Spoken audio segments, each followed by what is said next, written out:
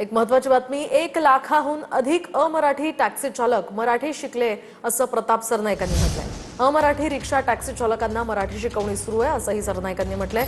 तर 33 जिल्ह्यांमध्ये मराठी शिकवण्याचं हे अभियान पूर्ण झालंय अशी माहिती प्रताप सरनाईक यांनी दिली आहे।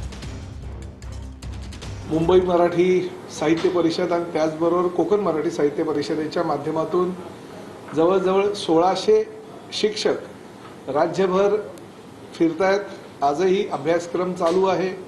कोकण मराठी साहित्य परिषदेचे आमचे प्राध्यापक प्रदीप ढवळ यांचं मनापासून अभिनंदन करतो की त्यांनी राज्यभर हा उपक्रम राबवत असताना 36 जिल्ह्यातील 33 जिल्हे पूर्ण केलेले आहे आणि अजूनही 3 जिल्हे जे बाकी आहेत ते 15 ऑगस्ट पर्यंत पूर्ण करणार आहेत। जवळजवळ 1 लाखापेक्षा जास्त हिंदी भाषिक ड्रायव्हरनं त्यांचा ह्या जे अभियान होता त्या अभियानाला उपस्थिती दर्शवली।